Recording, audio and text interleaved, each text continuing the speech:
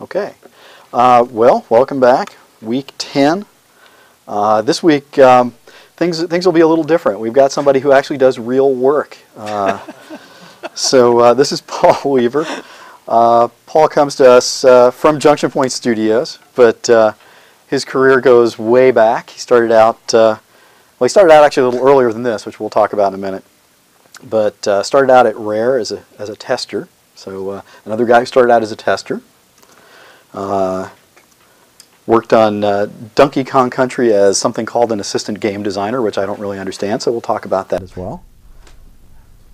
Went to Acclaim, which I also don't understand, to begin his meteoric rise to the top. I'm not kidding, by the way. This is amazing, to go from QA tester to, in just a very few short years, to producer on multi-platform titles, like these you can see on the screen.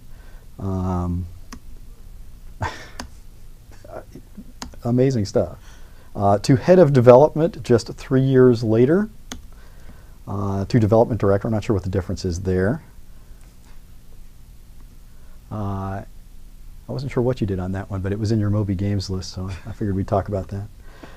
And then this is where I heard about him. He came to Ion Storm to help us, particularly with the European versions of Deus Ex Invisible War, and handled them pretty masterfully. Actually, a very difficult project that was very much helped by Paul's presence. And then I'm surprised he's still talking to me, because Thief Deadly Shadows was a somewhat difficult project, let's say, and he came in the last several months, and I really believe that there's a chance we wouldn't have shipped it at all, but certainly we wouldn't have shipped it in any timely manner, and I'm not sure it would have been as good if he hadn't stepped in and proven himself as effective a producer as he actually is. And then when Ion Storm sort of went belly up, joined Breakaway Games, Austin here, doing serious games like this one. That I believe is you doing your Michael Dukakis imitation in the lower right. And then serious games about pain management, an underwater game about pain management. I also don't understand that. Left there to go to Visual Concepts, a sports game company where he worked on a Fantastic Four movie game, which I also don't understand. So lots of things to talk about before he returned to Junction Point Studios, where he's now continuing his meteoric rise, is my director of development. He's the guy who does all the work, so I don't have to anymore. And we are working on, as you all know, mystery projects that we can't talk about on penalty of death. So there you go. So now, let me back this up, and we will talk to Paul Weaver. The big difference here is I really think that this is the week where we can talk about how you actually make a game, as opposed to why you would make a game, or how you rule the world if you're Blizzard, and how you take over the film industry if you're a CAA agent. This is going to be about games. So there you go. All right. So let's start off with a little biographical material. You're Welsh, I know that, and it's never been legal for me to ask you anything else. So let's talk about your background. Okay. No pressure though. Well, first of all, thanks for everybody taking the time to come out today. I hope he's sucking up already. I can't believe come on. I've got a big mountain to climb after that. More pain. Anyway, I hope that I impart some form of knowledge, or at least you get some more cheap laughs out of me today. I'm originally from a little mining village back in South Wales. It's about 20 miles north of, well, I would say Cardiff, but I'll now say where Torchwood is filmed day in and day out. And yes, I do recognise all the streets, and yes, we really do talk like that back home on a pretty much constant basis. I grew up during the kind of 1970s in the kind of archetype coal mining village in the back of Beyond, and really witnessed the kind of dawn of gaming. I can almost remember to this day seeing a Space Invaders machine and putting my first 10 pence piece into it and being hooked for forevermore.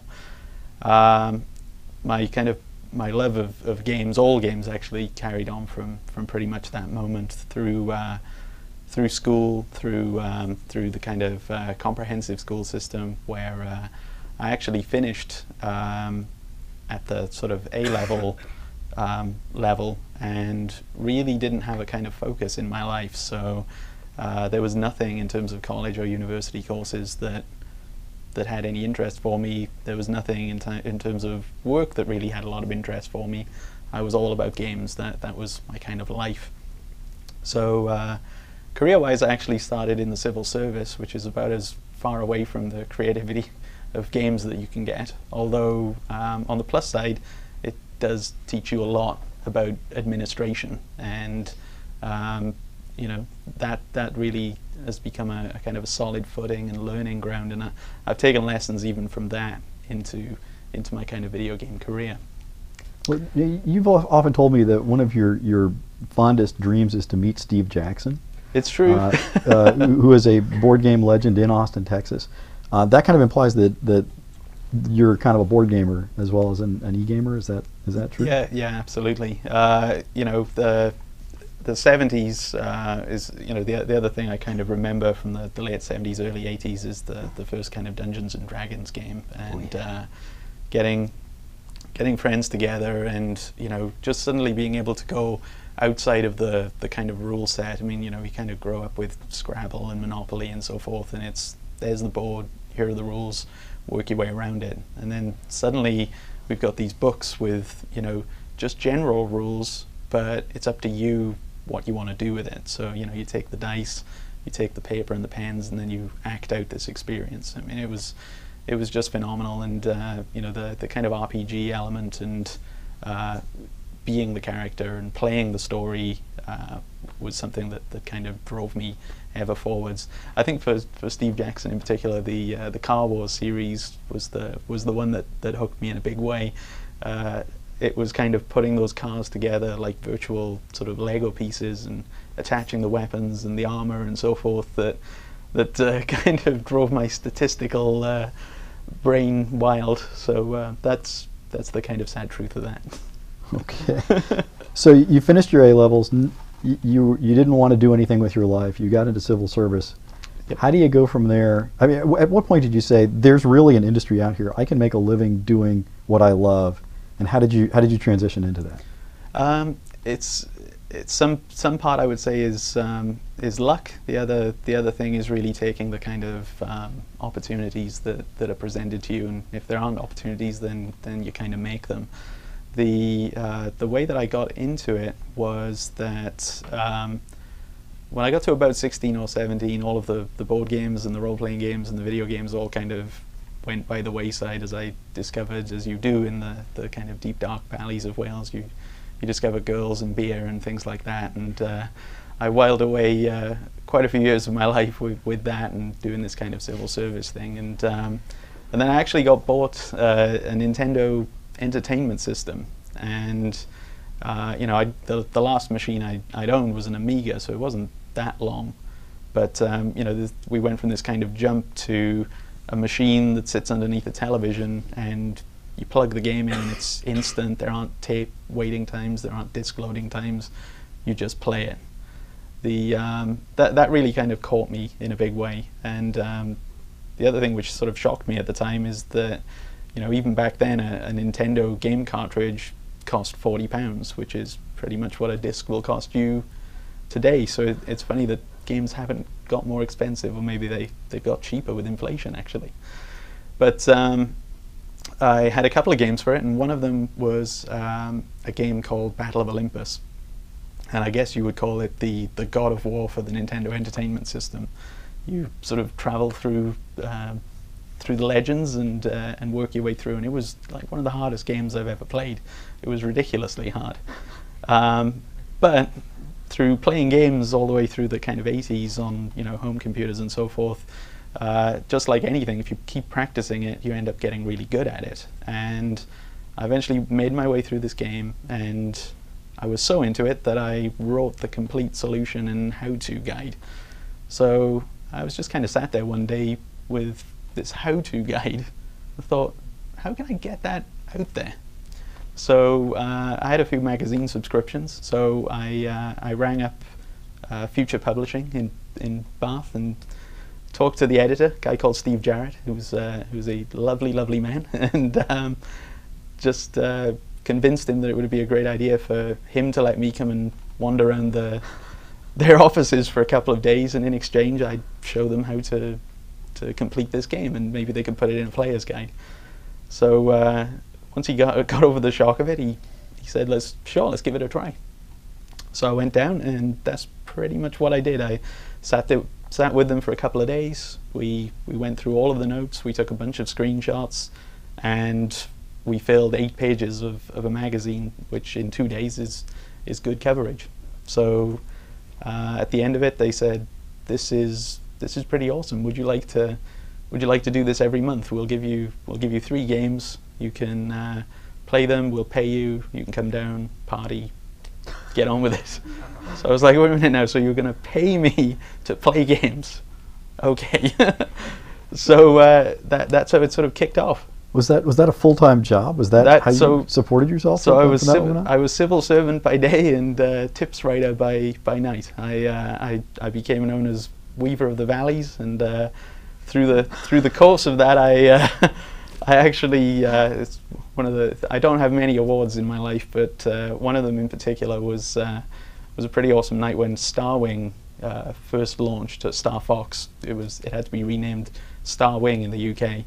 And the magazines actually had a competition through Nintendo, and there's a special limited edition collector's cartridge on the Super Nintendo, which has this sort of special battle map, it's got a 3-minute timer. You go through it, and whoever had the highest score would go through the next round. So we get down to London, and the official Nintendo magazine has had this cartridge for like the last month. So the guy is going through and getting near perfects and doing really well. So I get an hour to practice, and I find out that if you can actually clear all the enemies, you get a 10,000 point bonus, which was awesome. So that was the focus, and as chance would have it, they put us 1-on-1 with each other in the first round, and the guy was so cocky, but the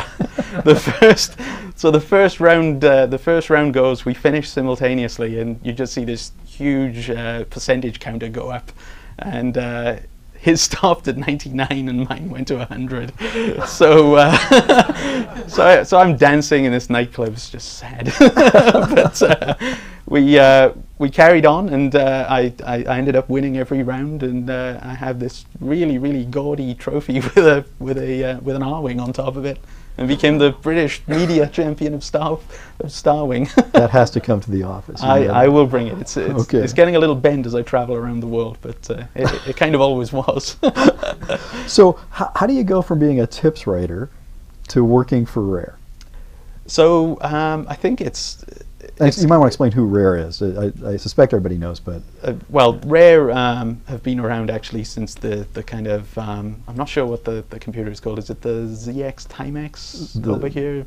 Yeah, Timex Sinclair. So they've been around since those days. They used to be known as Ultimate Play the Game, and they were actually at the forefront of games even as far back as then. They kind of invented I think they invented the isometric gameplay style with a game called Nightlaw, which was back in the mid to late 80s. They actually reverse engineered the Nintendo Entertainment System, and that's how they got the attention of Nintendo, who basically took them on as a third-party developer doing ports and very quick games like Wheel of Fortune and so forth. The Stamper brothers are actually visionaries, and back in the kind of early 90s, Tim Stamper was at an electronics show and saw the Silicon Graphics workstations, and Alias pretty much put the company's money on the line, bought a bunch of these workstations, and they basically made an art leap which nobody caught up with for about 5 years, and that allowed them to get games like Killer Instinct and the Donkey Kong series rolling, and for a period between I think 94 and 99, every game there sold at least 1 million units, and more like 4 to 5. I mean, it really was the money train.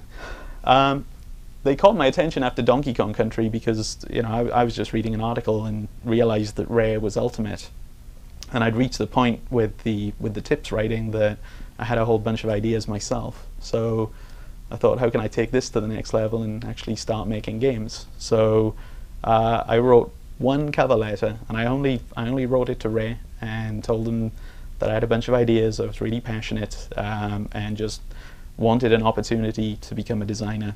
I actually said in the letter that I would even take T-Boy if that's what it took to get that chance. T-Boy? T-Boy? You not familiar? No. So T-Boy is kind of the lackey who takes people their tea, cups of tea. Got it. That intern. Says the intern. Okay. So they gave me an interview. I went up with my big folder of ideas and grand visions, and they were actually impressed. They were still pretty small at the time. I think I was about the 70th person in, so I guess it was big for its time, but small now, I guess, since that's about one team. Did they know you from the tips writing, or was this? Yes, yeah. Okay. So I guess part of my portfolio was like a whole bunch of solutions, including a complete guide for Donkey Kong Country with, you know, all the hidden pieces. So your ambitions, even when you got in there, were to be a producer, a designer? No, designer. That's okay. That's pretty much where I wanted to be, you know. And I think you in the industry, you can't just be a designer. It's not a job title. You really have to be creative and have those sort of strange and wacky thoughts and want to kind of push the envelope. And, you know, I think that's a trait that's sort of stuck with me, which is a good advantage for being a producer. But we'll get to that later, I'm sure. Oh yes, we will. So in Rare's testing department, in their QA department, did you have a lot of interaction with the development teams? How was that set up? It was surprisingly little. Rare to this day is actually a very secretive company, and even internally. Oh, even internally, especially internally. We moved to new premises in '99, and they are all there's a bunch of kind of development barns which come off one main walkway, and at least when I was there, I don't know if it's still the same, but all of those barns were off limits to other development teams. So we had 4 concurrent N64 game engines being created at the same Why? time. Because it encouraged competition, I guess. You can make the best game and not kind of borrow off each other. That's very much the way Origin was set up too, with competing producer groups, we called them. Mm-hmm. I don't think it was particularly successful at Origin. Did that work at Rare? I mean, from your experience?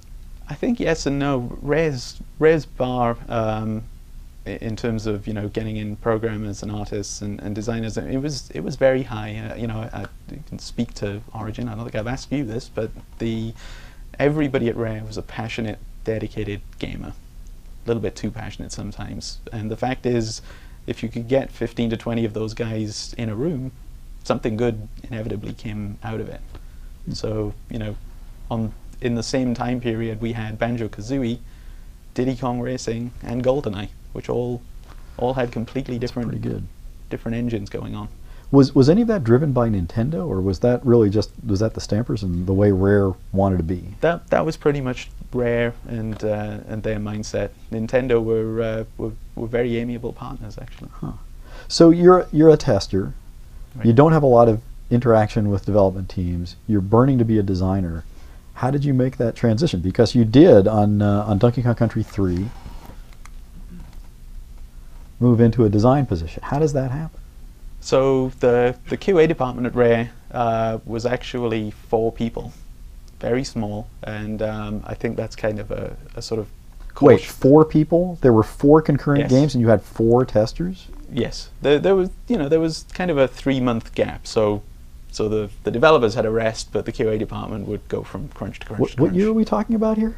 This was 95. Yeah. In 1995, Origin's test department, I believe, was around 100 people, with 4 producer groups. Well, there was a test group at Nintendo, to be fair, but we actually outstripped them on daily bugs coming in. Okay. And we'll get to that story on the last game actually. Okay. But the key really was, and this the cautionary element is that this is a valid route to get into games. QA is a jumping point, and you can get that opportunity. I think the difference is that at Rare there were 4 of us, and all 4 of us at that time have actually moved into design or production roles within the industry. I think that's a lot more difficult if you join a QA group of 100 people or 200 people. You can pretty much get lost. Wow. The way I got to express myself was actually, I'm going to go back one, but with Donkey Kong Country 2 and Killer Instinct, there was an opportunity in the testing of the game not to be annoying, but to suggest ways to make the game better. And that was kind of the formative process of gaining the kind of trust and and even peer respect of the development teams, because they would actually engage in conversation over lunch, over dinner, just say, well, that was a really good idea, but actually it would just take too long. We don't have the time to do it. Or that's a stupid idea, and here's why. But over the course of the 6 to 9 months that I was in QA, that relationship built up. And after Donkey Kong Country 2 shipped, I was offered a position as a designer on Donkey Kong Country 3. And that's... Okay, so you were an assistant designer. What does an assistant designer do? And Andrew Collard was the designer on that? Yes. So how did you guys interact, and what was your role? So I think the best thing about Donkey Kong Country 3 is that the guy Andrew Collard is also actually Welsh. So so that game is a full Welsh production on the game design side of things. But he had actually worked underneath Greg Mayles, who was the kind of originator of the Donkey Kong series in design. Greg's gone on to the Banjo-Kazooie series and is now, I think, the creative director at Rare since the Stampers have left. But very talented guy. The other benefit of the relationship with Nintendo is that they actually kind of came over and taught the fundamental game design principles behind Nintendo. So this time for me was just a golden apprenticeship period where I really got in there. I was learning from somebody who had learned from somebody else, and and they had learned from from Miyamoto. He kind of came over and was very friendly. So did you have any interactions with Shigeru Miyamoto? I met him in the car park once. He was having a cigarette at the time, and he's just a nice guy. Yeah, I was this close to him at E3 this past year, and I couldn't even introduce myself. It was pathetic. Another thing we have in common. Yeah. So as an assistant designer, what did you do? What role did Andrew Collard give you, or what did you take, and what of this game is well, I think the fundamentals of games is that we're working on a sequel, so a lot of the major questions have been answered. That still leaves the window as to whether you want to just get something on the shelves, or do you want to kind of push it out there and really make the sequel meaningful. So the rule sets that we had in place were the kind of fundamentals of game design, which on a 2D system was done with tile editors. So if you can imagine using a Wacom tablet and having to pull a tile, which is a 16 by 16 or an 8 by 8 block, and then put it into a grid, and you basically create this entire level. And there were 3 types. There was the straight horizontal, the large square, and the vertical. And it was an incredibly time-consuming task. The rendered graphics approach that Rare was using meant that memory was at a premium. So if you actually go back and look at those games, you'll see those tile sets are repeated and refined, so that there's very few actual unique blocks in there. So it was a kind of 2-stage approach, really. The evolution of the games seemed to be that more was better. So we ended up having to make 44 levels for the game, and I think one of one of the things that I look back at, fondly about that era, and certainly DS games now as well, is that there was a real focus on getting, be it a player tool or a player mechanic, and that would drive the design of the level.